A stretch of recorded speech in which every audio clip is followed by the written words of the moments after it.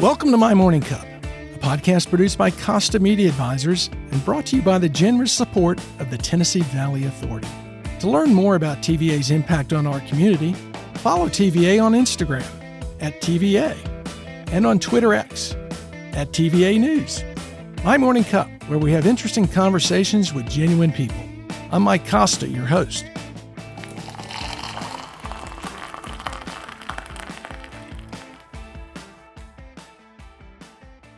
My guest this week is Tom Satkowiak. Tom is the Senior Strategic Communicator, East Region for TVA. For many years, Tom led the Communications Department for Tennessee Athletics. Tom, before we trace your career journey from Michigan to the University of Tennessee to TVA, let me ask, what's in your morning cup? It's as boring and basic as it gets, just plain water. Really? Yeah. I guess sometimes I'll change it up on weekends, but particularly on weekdays, I normally fast till noon, so it's just water for me until around lunchtime. What got you doing that? Have you been doing that a long time? The fasting until noon has just been, the last maybe year and a half or so, but I have never been a coffee drinker, ever. I've just never had a taste for it or desire to really get into that world, which I feel like it is its own whole universe. My wife's very into it.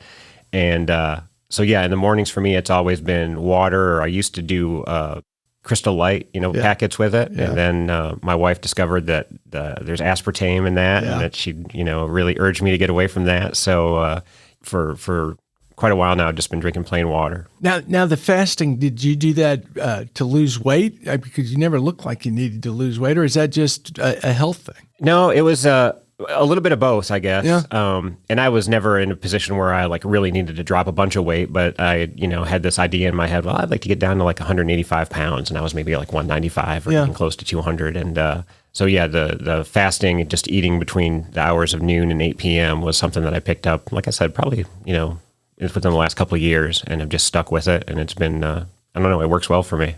Well, first and foremost, thank you for being here. Absolutely.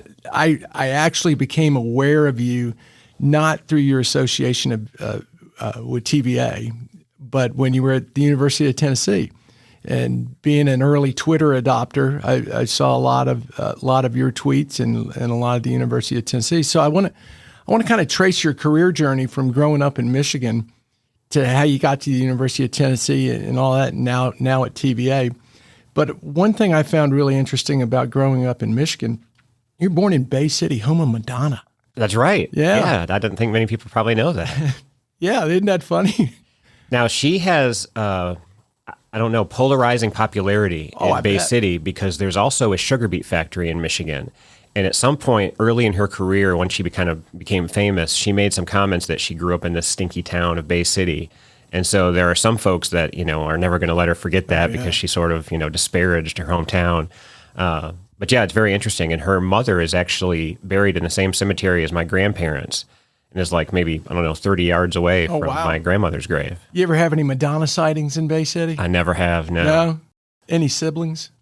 No. No, so only child, you grew up in Bay City. Talk a little bit about your early years, because I know at 4 years old, your parents got divorced, and that kind of changed everything for you. That's right. So I was born in Adrian, Michigan, which is much, south part of the state. And then when I was 4 years old, my parents got divorced, and so I moved with my dad to Bay City, where he was from, and was raised by my dad and my great aunt, who was actually, I guess, my grandmother's youngest sister. So her name was Aunt Boots. Aunt Boots. Yeah, her real name was Eugenia Shishulsky, but she was the youngest of, I think, 9 children. And when she was a baby, they just called her Boots. And so that she kept that for the rest of her life. And so, yeah, my dad and Aunt Boots raised me. And yeah, it was just had a normal childhood, loved playing sports. Actually enjoyed school. Yeah. Was a good student. Didn't really get into a whole lot of trouble. Maybe some mischief every now and then, but just a good standard 80s upbringing. What were your sports? I started in baseball, and I think that was the sport probably that my dad maybe would have liked for me to have pursued the most, because I think that was his he was a big baseball and football player growing up. What's he, a Tigers fan? Oh yeah, big Tigers fan. And they had won the World Series, in 1968, not long after he had graduated from high school. And then when I was 4 years old in 1984, they won the World Series again. So, well, that had to be great for the two of you because you both got it at a formative time. Yeah, and it got, he got me into like collecting baseball cards around that same time. A couple of years later, I think 1986. I remember always running to the store on my bike and getting packs of baseball cards. And but yeah, so I played baseball. For a few years when I was, just little league. And I was not a very big fan of standing up there and letting some kid throw a ball toward me. So I ended up really gravitating more toward football, basketball, and then later tennis. Yeah. So you just typical growing up in Michigan, playing sports, a kid out having fun. But you got bit by a PR bug pretty early. You want to talk about that, Tom? Yeah, it was interesting. So I'll say that, when the weather was decent, which in Michigan isn't all year round like it is here in the beautiful South, but during the summer months and when it was warm enough, we would be outside playing sports, whether it's playing football in a field or playing baseball, basketball, anything. And I had to be come back home when the streetlights came on, and so go home, eat, and then if we had been playing a game of football or baseball earlier that day, what I would do then is go in the basement. We had a typewriter, and I would type up a news story about the game that we just played. Tom Satkowiak scored 2 touchdowns, How Tuesday. This is probably elementary school, early middle school. Yeah. And I don't know when it was exactly, maybe middle school time. My dad had gone to like a garage sale or something, and he brought back these media guides, a Detroit Lions media guide and a Detroit Red Wings media guide. And these professional teams, they publish a media guide every year, and it's basically got all the information about the current team, but then it's also got like the history, all the stats, the records for, single game records, career records, single season records. And he brought these home, and I started looking through them. And then as we'd watch, games, watch the Detroit Lions play on Sundays or watching a Red Wings game, I'd have these books and I'd be looking, hey, what's the record for goals in a game? And I just thought it was so fascinating that it was somebody's job to keep track of all this and put all this stuff together. And obviously, like I said, I enjoyed writing. Right. So I'm one of those, I guess, oddballs that from a pretty early point, I kind of knew what I wanted to do. Like I want to write about sports. I want to promote sports. And I was interested in like the PR field. Yeah. And so by the time I got to, high school or college, I kind of had a pretty good idea that that's what I wanted to pursue. Did you ever look at the sports reporter side or mainly look at the PR side? No, I did. I did think about that. And in fact, in high school, I wrote for the school paper. Mm-hmm. At my junior college, I wrote, for the paper there. But there was something about being kind of, I don't know, like on the inside, behind the scenes, like with the team that was just very appealing to me. Yeah. And obviously I knew I wasn't going to go be like a big, college sports star or play any competitive sports beyond high school. But that was a way to kind of, still stoke that flame of loving, the competitive side of sports. As you're growing up and you're deciding, what you want to do for college, how were you able to pursue that? Because, I'm looking, you're in Michigan and you end up at Tennessee. How does all that come together for you?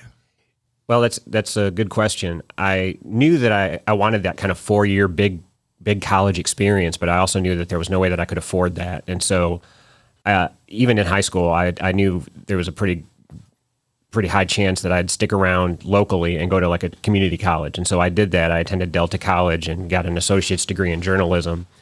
And so after those 2 years, I still wanted that, big school experience. And I had initially thought that I would probably go to like Michigan State or Central Michigan, and it would have really felt like high school all over again, like going to a lot of the same people, same friends at these places. And I had this just pull within me to go do something different.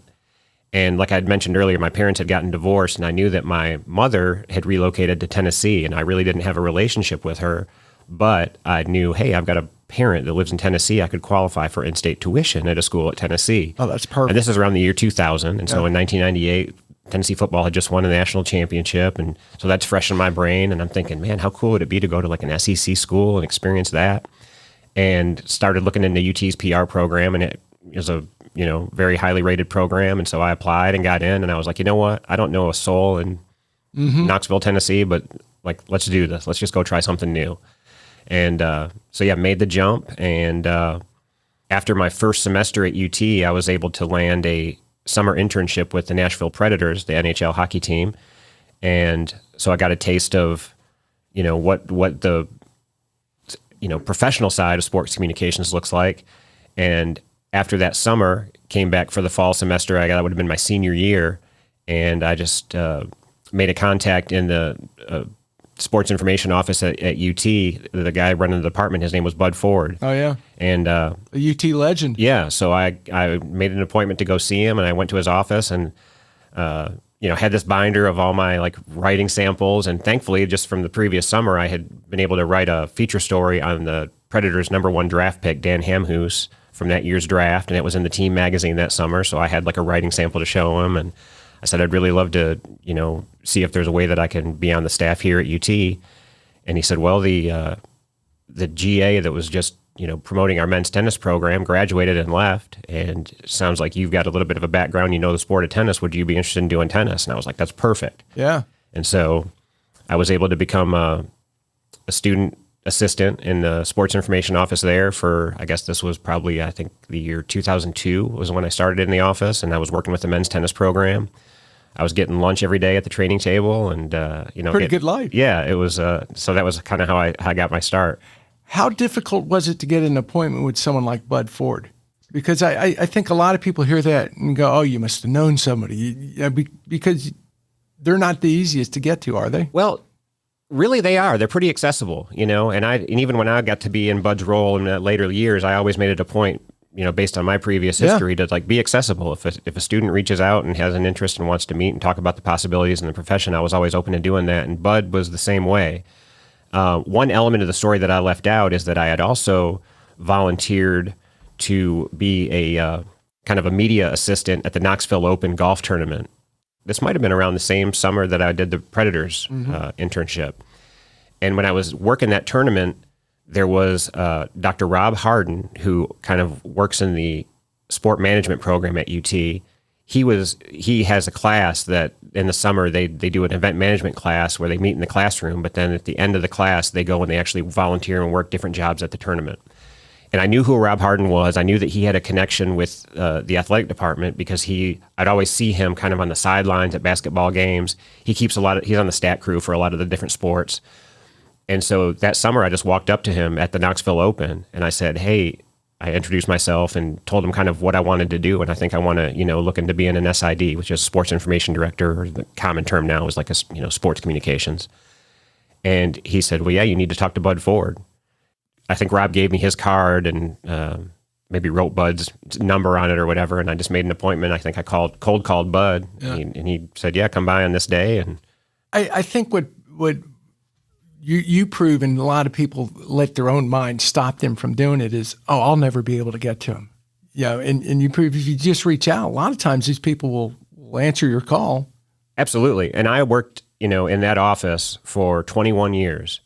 So many times I've thought about the fact that if I didn't, it would have been so easy for me at the Knoxville Open to see Rob Harden across the room. And, oh, I know that guy. Man, I wish I should go talk to him. Exactly. And if I just hadn't walked up to him that day and said, hey, I see you around. I know you know people. Here's what I want to do. Like, What advice would you have for me? If I just didn't make that decision to go and have that talk with Rob, who knows what would have happened with my career? Well, and so many times, particularly if you're approaching someone who's more experienced and older than you, they want to help you. That question of, hey, I know who you are. Here's what I want to do. Can you help me? 9 times out of 10, they're going to find a way to help you. Absolutely. And it's just getting the gumption up to make that cold call. Yeah, for sure. So you get into the Tennessee Sports Information Department. You're doing tennis, but you go to Tennessee 2 years after winning the national championship. They're on top of the world. But your tenure there was during some times that were pretty tough. Yeah. So first of all, the way that I was able to stay at Tennessee throughout all those years is very unconventional. I went from being an undergrad student assistant, and as soon as I graduated, Bud was kind enough to give me a GA position. And again, I knew I wanted to get a graduate degree, but there was no way I was going to afford that. Well, becoming a GA eliminated the cost hurdle because that paid for my graduate degree. And as soon as I graduated with my master's, a full-timer in the office left to take another job, and that opened up a spot, and I was fortunate enough to get hired right there. And then from there, I just kind of kept progressing. But the years that I led the office, I would always caution some of our undergrad student assistants that would look at me and say, well, I want to do what Tom did. I just want to graduate from Tennessee and get a job at Tennessee. And I'm like, I was so blessed, and it was so unusual to have that sort of a path. Like, so often you graduate and you go to a smaller school or professional team for a few years and try to work your way back. Well, timing was on your side, wasn't it? Because it's not common that those things open up right when you're graduating. Absolutely. The right dominoes fell at the right times for me along the way in so many different instances. So during that time, and as a Tennessee fan, I just want to kind of recap this and kind of get the inside story from you. Obviously, tumultuous time, and particularly the football side of things, and that kind of affects everything, I would imagine, from the sports standpoint of the university. Yeah, it does. And leadership is so important. And so often the fans, they think about leadership as being the coaches, but the table is set even at levels above that with the university president, the chancellor, the athletic director. Yeah. And those years, especially around 2010 to, I don't know, maybe even a few years before that. When I started in the department, Doug Dickey was the athletic director, and then we went from Doug to Mike Hamilton, to Dave Hart, to John Curry, to Philip Fulmer, to Danny White. It's just the leadership changes were, at the AD level, were immense. Yeah. But then you think about how many changes the university had on the university side between the presidents and the chancellors. There was so much turnover and so much change. And here in the last few years, you've seen consistency in those positions with some really sharp folks, and the alignment has been incredible. Mm-hmm. And as a result, you're seeing success across all the sports. And so I think with all the leadership turnover that was happening in the generation prior, it was just difficult to get that sort of consistency and find success. Do you attribute that to someone's system, or the fact that they got the right leaders and they communicate with each other and kind of lay the path from there? Yeah, I think it's a really hard recipe to master, and I think so many high major universities across the country struggle with it. It's just rare to find that that combination where the university leadership really is all in on athletics, but you've also got to have all of them committed to doing it the right way. Yeah. And at Tennessee, that's something that we lacked at certain times, where you saw, especially at some of our football coaches that didn't always do things the right way, and when those things happen, it can set a program back, and it impacts more than just that one sport, especially when it's your biggest sport, your moneymaker, your revenue producer in football. When that's not healthy, it affects everything. So from your perspective, coming from a student, and you're really growing through all of this, what were your takeaways on all that? Because you're in the middle of this, and it's all happening. So you got to be looking and not just learning things, but observing and saying, where are we going with this? Oh, absolutely. You learn so much. You learn a lot about, folks that you look at and you say, okay, that's how it should be done. But then you also see, administrators at the AD level, at the coaching level. Well, that's, if I had to set the course and build a culture, that's not the way that I would do it. And so you see examples of both. And it's so interesting, especially when you're working with, like I said, I started working with the men's tennis program. And then after 2 years, I had the opportunity to work with our baseball program. I did that from 2005 to 2008. And then another full-time staff member left to take a job at the SEC office. And he was the basketball SID. And basketball was kind of like my true passion sport. And I really wanted the opportunity to work with basketball. And thankfully, the associate AD that was overseeing basketball at that time, his name was John Curry, who later went on to be the AD and is now the AD at Wake Forest.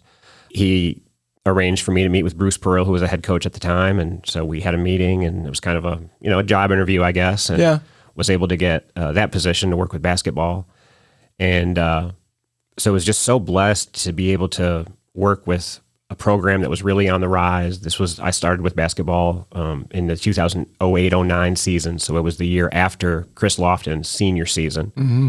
So the trajectory of the program had totally changed in Bruce Pearl's first 3 years, and I worked with him for his final 3. He was at Tennessee 6 years total, and then got to work closely with Conzo Martin for 3 years, and then Donnie Tyndall for 1, and then Coach Barnes, who, our relationship was so unique, and he became kind of like another father figure to me.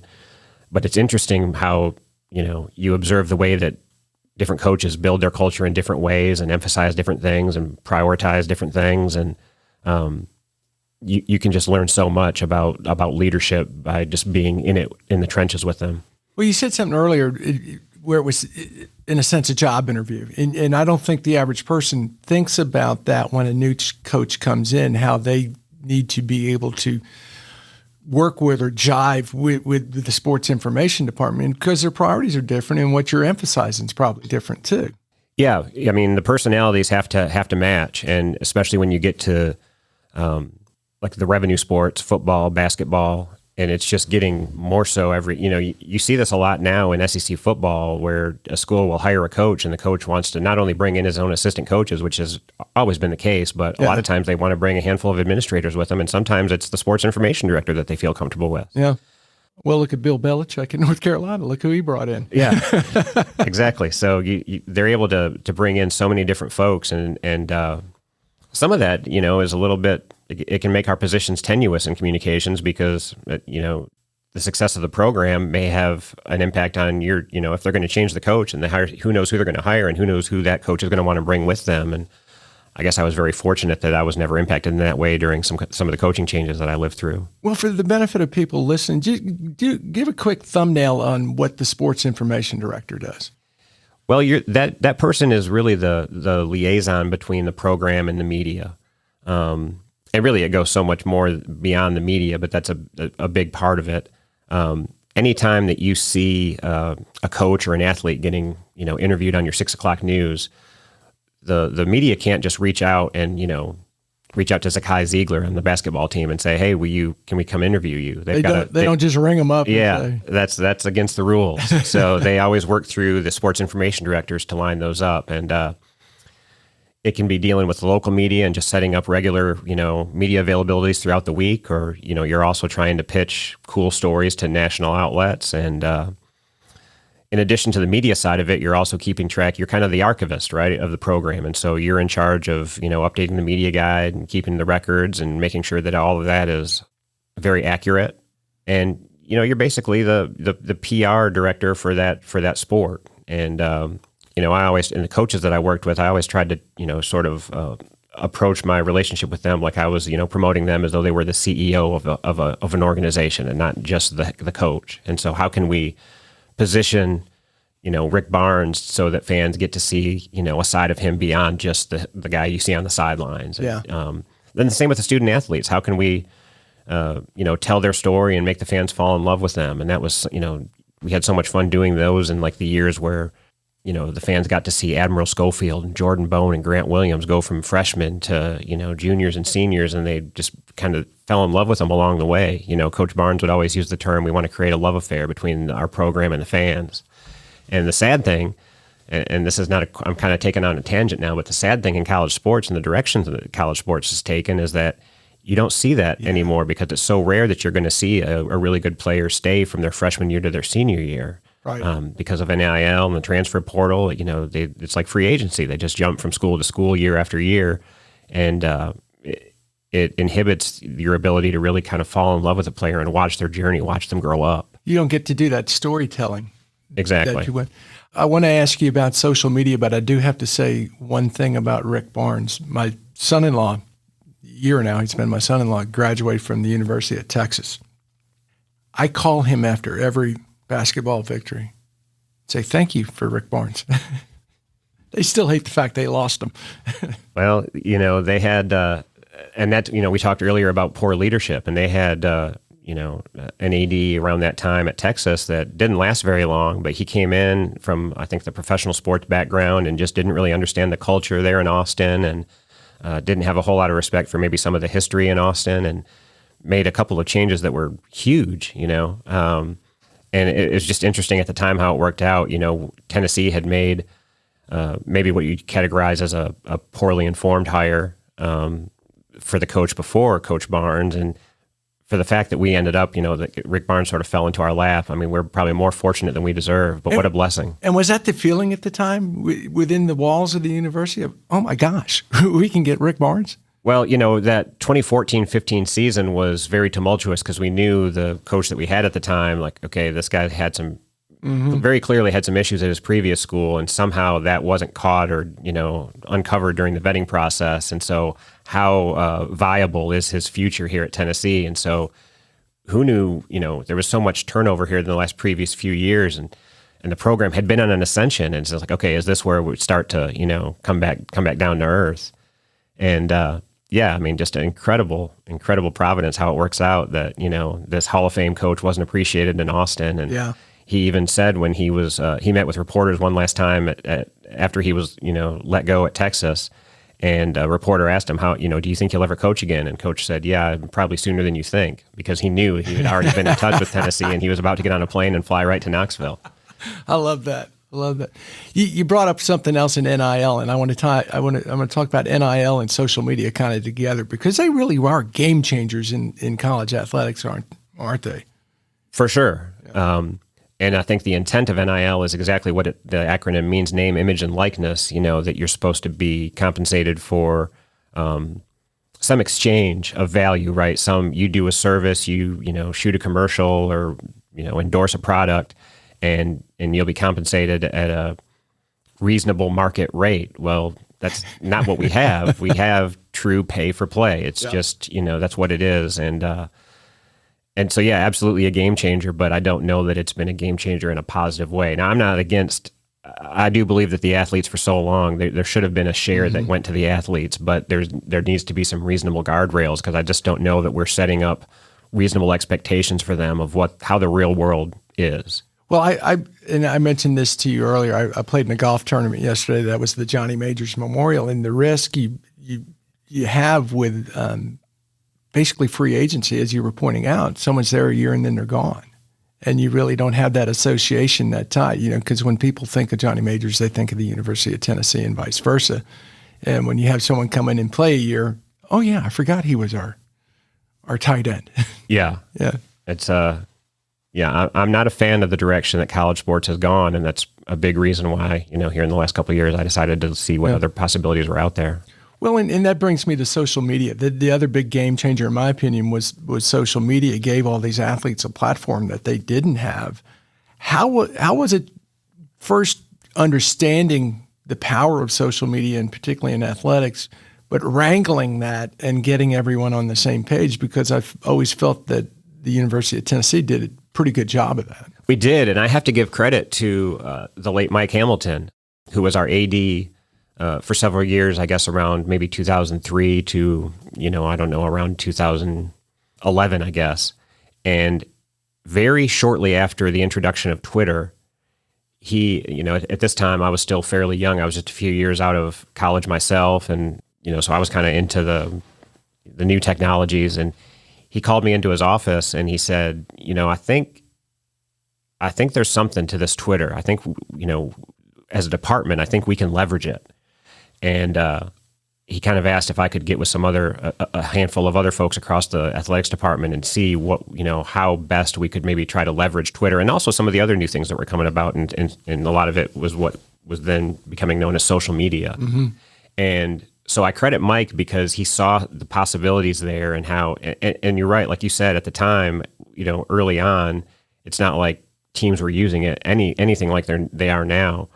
So that's when we initially started to develop some team-specific accounts, and when sorry to interrupt, but when Mike Hamilton said that to you, was there a generational gap in that you knew about social media? And it's like, what's this guy who's 10, 15, 20 years older than me telling me to invest? Or was it more of, well, my boss told me to check out Twitter, so I'm going to do that? Well, I think it was great vision on his part to recognize that there was something there with the platform, or just the idea of social media platforms themselves. And then maybe recognizing on Mike's end, him thinking, I don't know that I'm the guy to do this, right, but I think we've got folks here in the department that can speak this language. How did that change what you do? How did that free you up? Because when I was running TV stations and we were getting our newsroom to do social media, part of the positioning was people want a behind-the-scenes look, and Twitter and social media give you that. How did that change your job? Well, it opened that door, right? It allowed us to tell our own story, where prior to that, we were reliant on external media outlets to do that. gatekeepers. Yeah, and now we have this ability to, early on, I don't think you could post video, but you could at least post, a photo from the locker room after the win.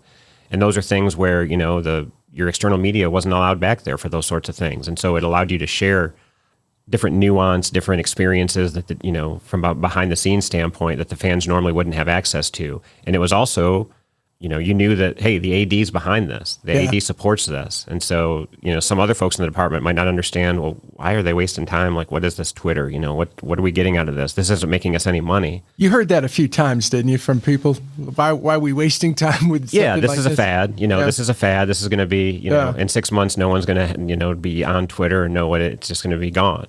And, it's definitely here we are. endured. Yeah. I think the initial things I saw being posted on Twitter were those locker room celebrations, particularly on the basketball side. One of the initial things I saw on Twitter was when Konzo Martin got to the Sweet 16 and the locker room celebration was posted on Twitter with him walking in and getting drenched with water and just the joy on those kids' faces, I think gave it a different perspective. Yeah. I remember, I think after we won the game to advance to the Sweet 16. I remember handing Coach Martin my phone, and after he spoke to the team, he took a selfie with the guys all behind him. Yeah. That's a great picture. And that post did really, really well. But that was a perfect example of just, that special content where you could let the fans in and experience those key moments. But, early on, I remember using it during games. And thankfully, we've gotten away from doing this in sports. But, for a while there, Twitter was almost like your play-by-play. Mm-hmm. And so in basketball, it wasn't necessarily a play-by-play, but every media timeout, you were posting the score. But I can also remember times during home games where you get down to the final 4 minutes and it's a neck-and-neck game. And we would even use it to encourage the people that were in the stands. Hey, Vol Nation, let's get loud during these last 4 minutes, And so we tried. There was a lot of trial and error on things that what might work, what might not work. But ultimately, and you still see it today when a walk-on gets put on scholarship, and there's video of it right there, and it's like you're standing there amongst the teammates that are celebrating, and it's that behind the curtain. Absolutely, that people love. Powerful. You're at the university for a lot of changes. Any particular mentors that you had at that time? Yeah, there were some really great associate ADs, and those are kind of those are. A lot of those folks, assistant ADs and associate ADs, fans never hear about them. They rarely know who they are, but they each have an area of responsibility within the athletic department that they might oversee. And then there might be one or two sports that they oversee. So it's almost like they're the head coaches, mm-hmm. They're the direct report, for a lot of the coaches that will go to them first and not the actual athletic director, because there's so many big picture 10,000 foot view items that the head AD is managing. And we had some outstanding, associate ADs. Reed Sigmund comes to mind, John Gilbert, that really saw the value in communications. We had some poor ones, or some maybe ones that were difficult to work with, or maybe mm-hmm. from my personality to their personality were challenging. But I'm also thankful for having the opportunity to work with some of those folks, because that's what you encounter in real life. And so you've got to learn how to kind of manage through some of those difficult, personality aspects. That kind of proves everything's a business. And what I mean by that is you're going to have different personalities, some really good people, some really bad people, some you get along with, some you don't get Absolutely. along with. Yep. And that's how life is. And then beyond just the administrative folks, the coaches that I was able to work with along the way, Konzo Martin and Rick Barnes are at the top of the list. They're both incredible leaders that can lead and get their point across without ever using a curse word. Yeah. And having observed that, I've stopped cursing. It's been years since I've used that kind of language. You just realize you don't need it. You can still be an effective leader and, communicate effectively without ever kind of needing to go down in that ditch. Well, and it's funny you bring that up, because a friend of mine went and saw Nate Berganti the other night, and he is now famous for the fact that he is a clean comedian. I listen to his podcast every week. I love everything that he's doing, and that's a big part of it. He's, it's for everybody. Yeah. You can just bring your family to one of his shows or listen to his podcast, and you don't have to worry about, what your kids might hear. And you're still going to laugh. Yeah. I want to talk about a bit of what Rick Barnes means to you and your health issues at the university, if you're willing to go talk about that. Sure. So you had a liver transplant. Can you talk about what brought all that on and just that journey through that? Because it was not easy. No, it was a challenge, and but also a huge blessing now that I'm on the other side of it and get to kind of see how much I've learned from it and how much I've grown. But yeah, when I was around 20 years old, it was actually just before I came to Knoxville and moved to, and it may have had that diagnosis, just before I came to Tennessee may have helped me take that jump, right? Oh, yeah. And what was the diagnosis? I had a liver disease called primary sclerosing cholangitis.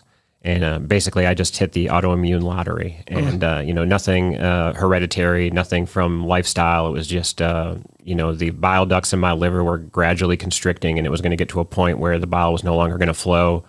There's no treatment for it.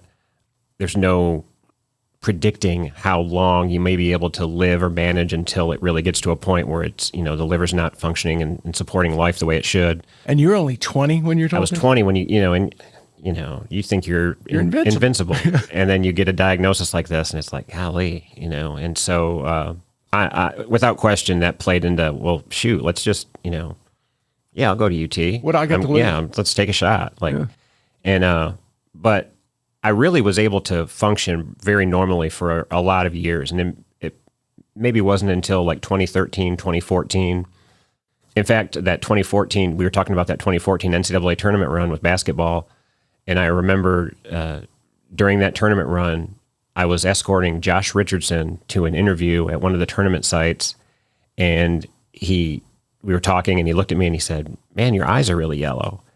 And it was crushing to me because I didn't really talk a whole lot about, the fact that I was battling this disease, and I tried to sort of kind of keep it hidden. Yeah. And it got to a point where, I was so jaundiced that it just, and that was the first time that someone really pointed out wow, what's going on. And I remember telling Josh, I said, well, I've got a liver disease, and that's why my eyes are yellow. And Josh in that moment said, well, I'll give you one of my livers, which was, I'll never forget that exchange. But well, that's got to tell you a lot about what he thought about you. Oh yeah, no, the so many incredible relationships that I was able to build with so many of those guys over the years. But so yeah, like I said, it really, up until that point, I had lived a pretty normal life. It didn't really, the disease wasn't impacting my day to day. But then for those, I guess it was around 2014, around that same time, that I officially got put on the waiting list for a transplant, and Vanderbilt was my transplant center. And you have what's called a MELD score, mild end-stage liver disease, and they take a blood sample and they analyze all these different levels, and that gives you a score. And at the time, in order to be competitive, you had to get sicker to get closer to having a transplant. And to be listed at Vanderbilt, you needed a score that was around 22. Well, for years, my score just kind of hovered around 15, 16. And 2015, 2016, I'm feeling awful. Yeah. I'm thinking, am I going to make it, And then finally in 2018, I had gotten, pretty sick. When your liver doesn't work properly, there's a million other things in your body that go wrong. And so I was really struggling by that time. And thankfully in October of 2018, I got the call, and we had been expecting it. We had bags packed, because when you get that call, you've got 6 hours to get to Vanderbilt. And where were you when you got the call? I was actually on campus in my office, and we were scheduled that day to fly on the small university plane to Birmingham, Alabama for SEC Media Days, because it was right before the basketball season. So myself and a couple of colleagues were supposed to fly with Coach Barnes and two of our athletes. I think that year it might have been Grant Williams and Admiral, I think. Mm-hmm. And I got the call that morning. And so after calling my wife and saying, hey, I got the call, I immediately called Coach Barnes and said, hey, I'm not going to be able to get on that plane with you guys today, and here's why. And it was a very emotional time. It was crazy leading up to that. So even before then, we knew we had the season coming up very closely, and we had a trip to New York City to play. I don't even remember who we were playing, but we had a trip to New York planned. And I had gone to Coach and I said, I'm pretty close to getting this call, and I don't think it would be wise for me to make this trip to New York City with the team, because if I get called there, and I'm not going to be able to get back in time. And he was like, I'll get you a plane. And it was just, the support from him throughout that whole journey was just, it was incredible. And thankfully we never had to deal with that because I got the call in October. But yeah, I got that call, went home, grabbed the bags, headed to Nashville, and went through an 11-hour surgery. Wow. And the next day, I remember, I'll never forget it. I looked in the mirror in the hospital room, and my eyes were white already. Wow. And I hadn't seen the whites of my eyes look white in years. And it was just, there are still times in the morning when I'm brushing my teeth, and I'll be like, man, look how white my eyes are. Like, I still think it's the coolest thing. I can't imagine what that does to you internally. Knowing that you don't have to deal with that anymore. Well, the story is really on the donor side. The fact that there's some family that went through a tremendous loss somewhere. Great point. That I will never be able to thank. Know the story. A couple of years after my transplant, I did write my donor family a letter, and you have to give the letter to Tennessee Donor Services, and they will deliver it to the family. And there's no guarantee that you'll ever hear back, and I never did.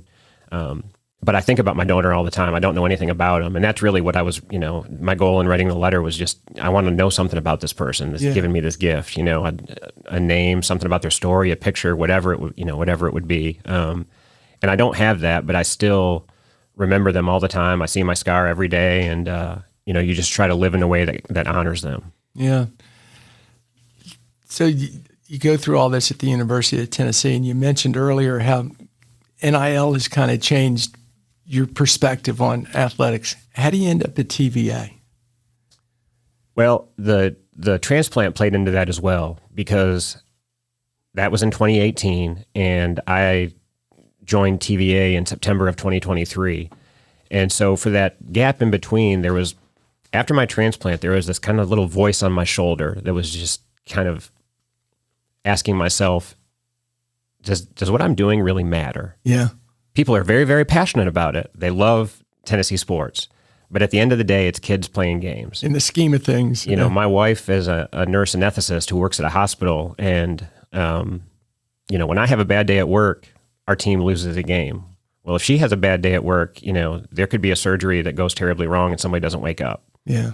And so after you go through something like that, and a transplant or a major surgery or life event like that will really help you to kind of hone in on things that really matter. Things that used to make me annoyed or get upset about, I realized, man, that does not matter one bit, And so as that became clearer and clearer to me, like I said, I just always had this little feeling like, should I be doing something different? And then in the summer of 2023, I just started looking to see what was out there.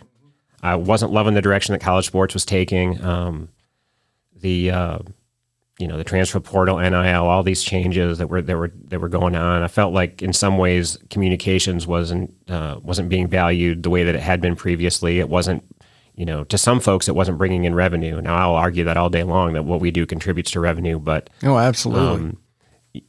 It was becoming a new world, and so I started looking around, and then this opportunity at TVA presented itself, and so I was like, well, I'll have a few conversations and see what this is all about. And the more and more I learned about TVA and the mission is essentially to make life better for the 10 million people that live in the Tennessee Valley. And so the opportunity was just too good to pass up, and so I made the jump, and now almost 2 years in, I can't express how much I love working with TVA. Yeah. I'm still doing communication, so I'm still kind of playing to my strengths, but there's a saying that we're controversial because we're consequential, right? Like the work that we're doing does impact lives and it matters.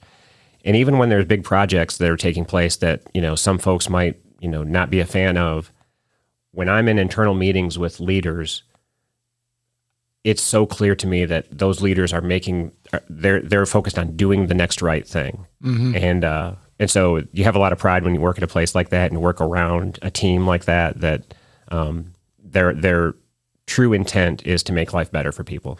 Did you find the transition, the advantage you had of bringing, and lack of a better term for me, a more retail approach to it than a corporate approach to it. And I'm saying more of a branding that the University of Tennessee had to your communication style and social media use, bringing that to TVA to where it was more this big quasi-government agency, kind of make it more relatable? It was definitely an adjustment. And in some ways, at UT, in terms of like a media relations standpoint, we were very spoiled. We could send out an email at UT in the athletics department and say, we're going to have a head coach and 2 players available from this sport Thursday at noon. And we just hit send on that email. And Thursday at noon, we've got 3 TV stations, a few radio folks, 5 or 6, print and website folks that just show up every time. Yeah. And Knoxville is unique in that way. That's not happening at Vanderbilt where there's pro teams. And that's not a shot at Vanderbilt. There's a bunch of, I could have named a million schools there, but there are very, very few athletic departments that are so unique in that in East Tennessee, the pro team is the Vols and the Lady Vols, right? That's the only show in town. And when I step away from that and realize kind of how spoiled I was, like normally you've got to work to try to, pitch and do those things. So that was eye-opening. It was like joining a new world, and even when I was going through the interview process, I was very self-conscious about, after the first or second interview, and am I going to get a call back? I'm just a guy who works in sports. Like, I don't know anything about the utility industry or about, how energy works. And, but I think they saw value in kind of my experiences and just the fact that I wanted to, I told them all through the process, I'm a team guy. You know what I mean? I'm not looking to come in and take anything over. I just want to try to, enhance what we're doing and maybe bring a fresh external perspective to how we communicate externally. What is the biggest communication challenge for TVA today? Well, there's so much growth in the Valley right now. And so there's all these people moving in, and when they move in and they get a house or a condo, they get a power bill from EPB or KUB. And they didn't go to school here necessarily if they moved from somewhere like California or somewhere out of the region, where so many of the folks that went to school and grew up in this region, they might have been taught about the TVA Act in school. And for those folks that, migrate in later in life, they come here, they haven't been taught about TVA and how it sort of, provided electricity to the South and helped the economy in the South so much, and how we manage the river system and all these different things, the economic development aspects of what we do. But for those folks that are just moving in, they have no way of really being exposed to that. And so you've got all these people that are coming into the Valley, and how can we expose them to how TVA impacts their life, the lakes that they want to enjoy in the summer, how TVA manages those. And they may not even realize that those are TVA lakes. Exactly. Because like I said, they're not getting a bill from TVA. They're not having these really intentional touch points with TVA. So I think that is certainly one of the challenges that we're facing right now. When we had Jeff Lyash on last year, I told him I remember it was the 4th or 5th grade watching the film in class, TVA electrifies the Valley. And that was part of the curriculum because it was such a big deal. Brought electricity to all of East Tennessee that it wasn't there, or at least as commonly distributed. Right. And that, in essence, brought the South kind of out of poverty. Right. And the fact that so many communities, like right here in Chattanooga, were flooded all the time. And then, Tennessee comes in and constructs its system of dams and manages the Tennessee River in a way that's no longer the case. Well, and I think you bring up an important point that we're getting so much growth from other parts of the country that people are coming in and not really understanding the impact that the Tennessee Valley authorities had on everyone's lifestyle here. Correct. And even, for me as someone who's still relatively new to TVA, for so many years, I walk into a room and I hit that light switch and I just expect, It's supposed to go on. Yeah, there's an endless supply of light, right? Yeah. And it's been eye-opening for me to realize, no, that's not the case. And now that we've got all these folks coming here and this demand for energy grows and we recruit new industry, we need to build more megawatts because it's not an endless supply. There's only X number of megawatts produced and available for folks to consume. And so, the exposure challenge of, trying to help these newcomers to our area understand the impacts of TVA, but then also just keeping up with the demand that they bring with them and building new generation to keep pace. Well, and demand's such an important word, not just filling what the demand is, but much to your point on flipping the light switch, we almost have this demand in our mind that it's going to come on. And when power goes out, even for a blip, people are like, what's going on? Precisely, yeah. When's it going to be back? It's gone. Before I get to my last question, I do want to remind our listeners who makes all of this possible, and it's thank you to the Tennessee Valley Authority for sponsoring My Morning Cup. Follow TVA on social media to learn more about its multifaceted mission of service, and visit TVA.com/do good here to explore exciting TVA career opportunities. My standard last question. So what would you tell that 25-year-old Tom Satkowiak is important for a happy life?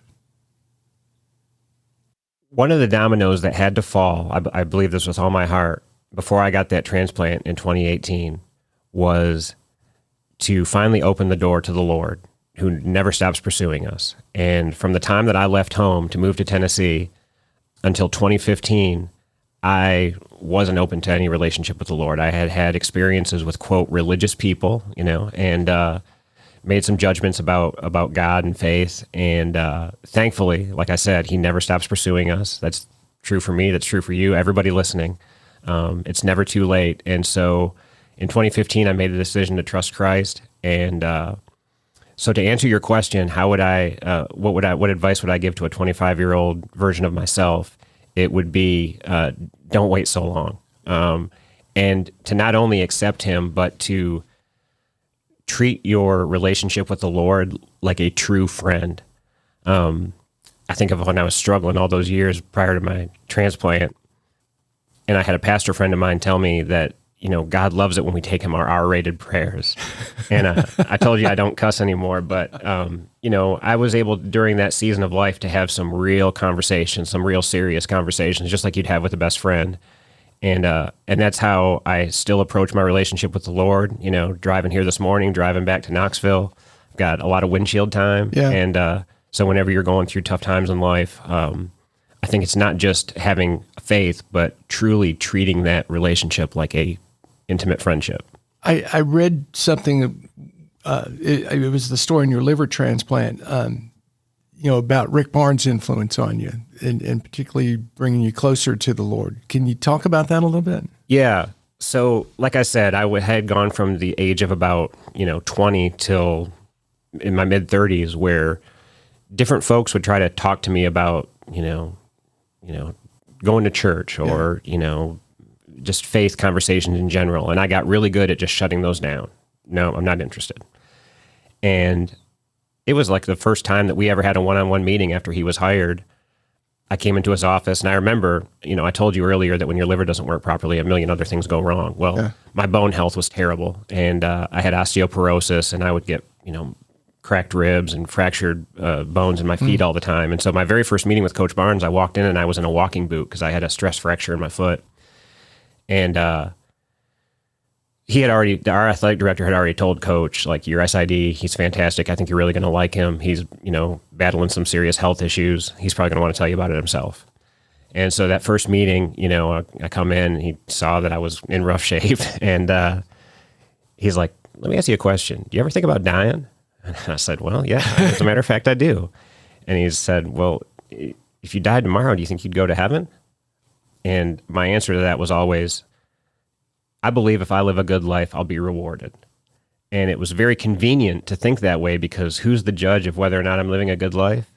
It's me. Yeah. So whatever standard I want to set, I can set, right? And it's just a total cop-out. But that's how I was living life at the time. And he, I don't know what it is about Coach, but he had this way of keeping that conversation going. I wasn't able to shut him down like I could shut down everyone else. And he would text me, little devotionals, or text me a little video to watch, or bring me a book to read. And he just kept it going. And it's like he was kind of setting me up on that first date with the Lord, right? Eventually to where I went to church, and he put some other people in my life that helped steer me in that direction. And so he was like the, if you're familiar with the Bible, he was like the Philip, like come and see, just like he really encouraged me. And so I finally, in November of 2015, went to church one day, and the pastor taught a message about Nicodemus, and it was that day that I decided, like, you know, like I had a physical feeling that day, and I can't explain it, but I was like, it's time. And so trusted Christ that day, right then and there, and scheduled a baptism for a few weeks later. And it was actually, we had a home game, a non-conference home game early that season against Gardner Webb, and it was like I want to say like a 1 o'clock tip-off or something, and I think the church service might have started at 11. And I told Coach, I said, hey, I'm going to be there for the game, but I'm going to be a little bit late. You know, my staff's going to, you know, get rid of prep everything before the game. We won't miss a beat. And but I got to go to church that morning. I can't miss church because I'm getting baptized. And sat down at church that day, and I'm like in the front row because I'm, you know that I'm getting baptized. And someone comes down and sits on my left and slaps me on the leg, and it's Coach.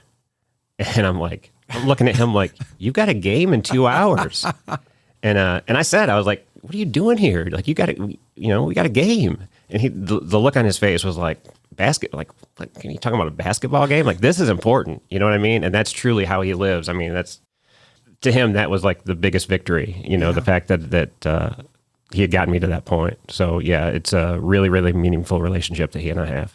Well, Tom, this has been a great conversation. Your journey is not just the physical journey; it's your entire journey, and I appreciate you sharing it with us. I'm very, very blessed. Yeah. Well, we're very fortunate to have you, and thank you so much. Absolutely, thank you all.